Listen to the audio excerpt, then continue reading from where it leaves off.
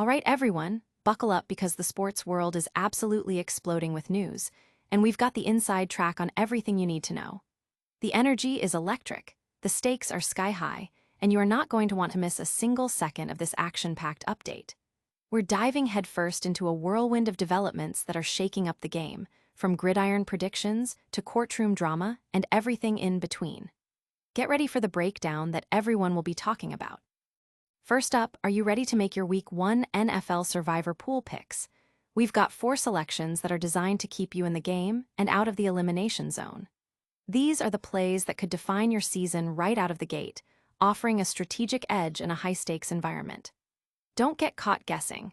We're breaking down the matchups that matter most, giving you the inside scoop on who to back and who to avoid to stay alive. Then, we're shifting gears to a powerful message from someone who has seen the darkest corners of detention firsthand. This is a deeply personal account from a Guantanamo survivor, offering a stark warning and a call to action regarding migrant detention centers and the echoes of past injustices. It's a perspective that demands our attention, shedding light on critical issues that extend far beyond headlines. We'll also be hearing directly from a survivor of Jeffrey Epstein's abuse, who is sharing how the trauma has left an undeniable mark, visible even in something as personal as school yearbooks. This is a story of resilience and the ongoing fight for justice, with new details emerging that could reshape our understanding of the past. Finally, we're heading back to the gridiron to dissect more survivor pool strategies. Should you play it safe with a solid favorite, or are you bold enough to get a little weird with your picks? We're exploring different approaches to help you conquer your pools, offering insights whether you're a cautious player or a risk taker. Stick around, because this is PumpTalk news, and we've got your essential updates. Don't forget to like, subscribe, and hit that notification bell so you never miss a moment. Play it safe. Week 1 NFL Survivor Pool Picks. The NFL season is kicking off with a bang, and for Survivor Pool enthusiasts, Week 1 is the ultimate test of nerve and strategy. It's a delicate dance between securing a win and preserving valuable assets for later in the season. This year, we're diving deep into 4 selections designed to keep you in the game and out of the elimination zone. First on our list are the Cincinnati Bengals, facing off against the Cleveland Browns. Despite a historical tendency for slow starts, the Bengals boast a league-leading passing offense with stars like Joe Burrow, Jamar Chase, and T. Higgins.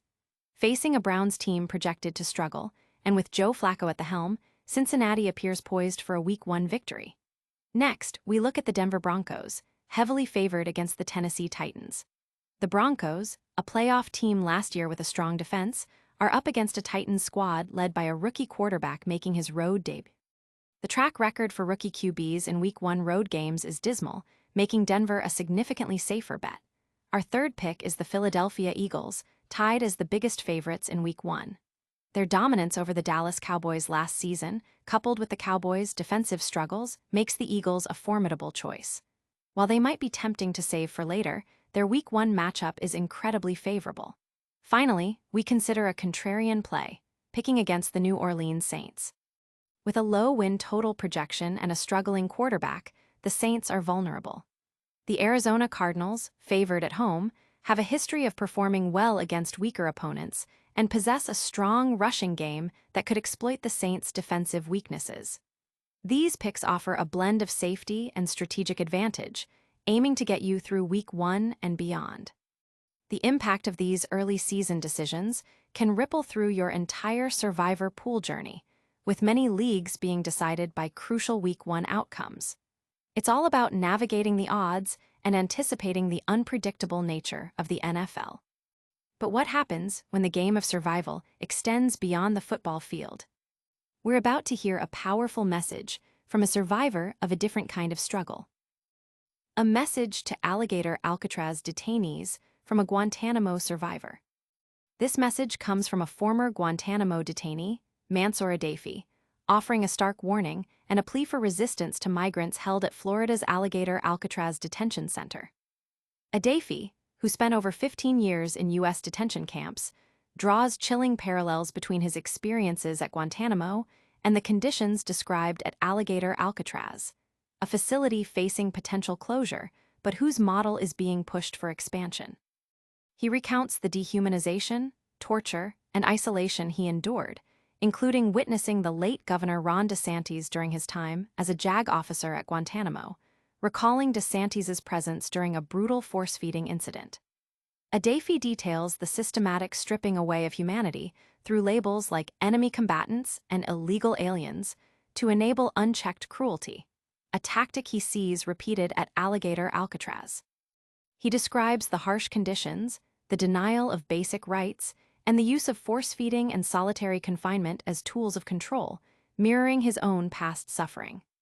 The message highlights the alleged unrest among detainees at Alligator Alcatraz, met with reports of beatings and tear gas, alongside denials from authorities, just as he experienced. Adafi emphasizes that Guantanamo was not an isolated incident, but a blueprint for a system of deprivation, dehumanization, and denial now being implemented within the United States, with plans to expand similar facilities to other states. He decries the financial investment in these torture machines disguised as security measures, calling it a war on humanity. The core of his message is a call to action for both the detainees and the public. To those detained, he urges them to fight, to weaponize their pain, and not to let their spirits be broken, stating that bodies break. Spirits burn systems down. For the American public, he issues a dire warning.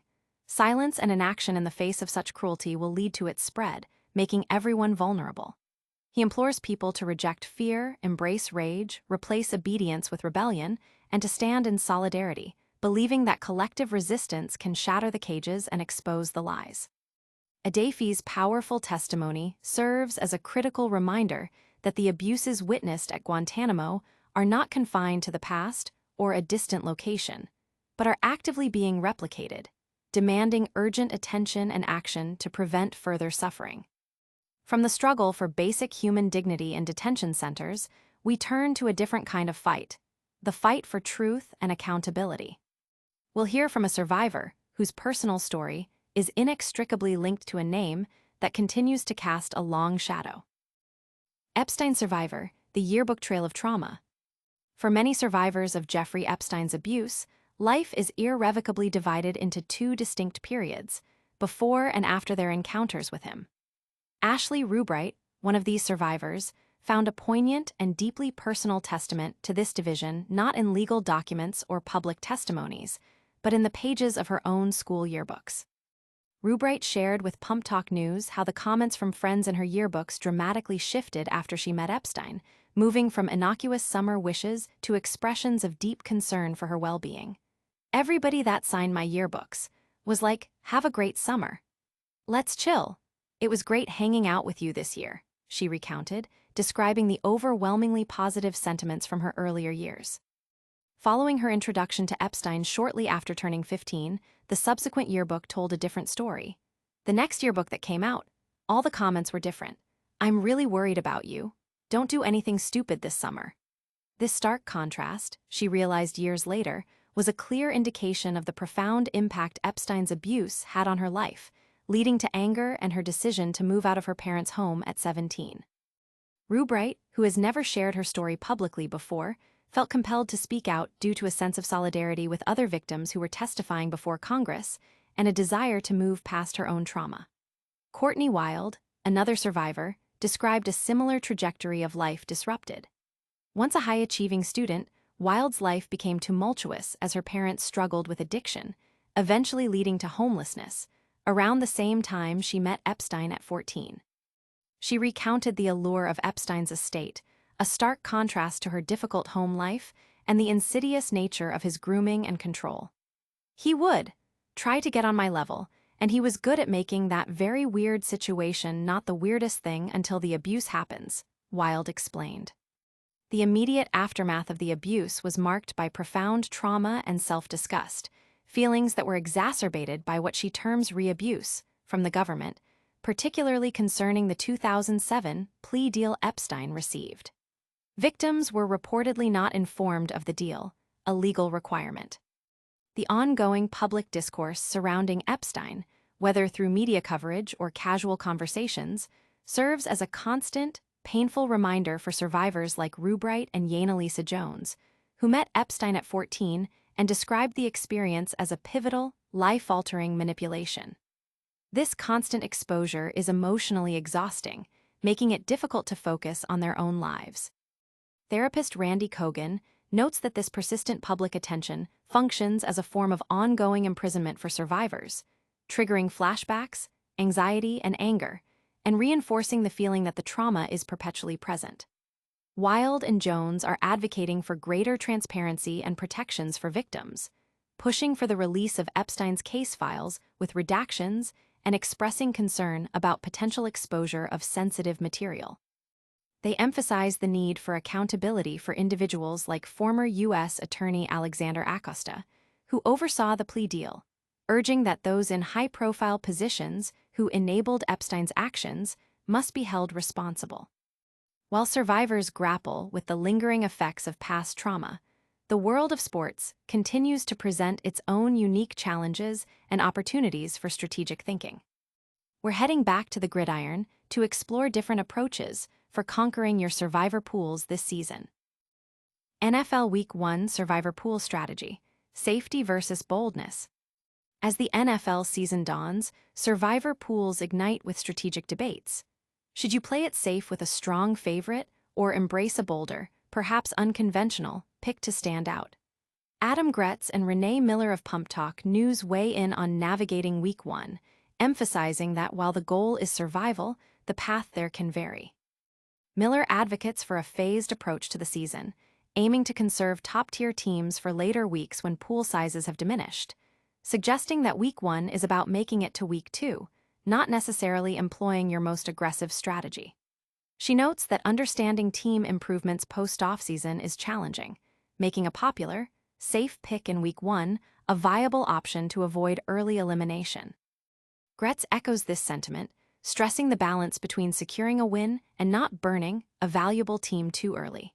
He prefers looking further ahead, identifying teams that offer future value, but acknowledges the importance of not overthinking Week 1. Both experts highlight the pitfalls of last year's Week 1, where many were eliminated by picking the Cincinnati Bengals against the New England Patriots, a pick that backfired due to the Bengals' notorious slow start. This year, Gretz leans towards the Denver Broncos to defeat the Tennessee Titans.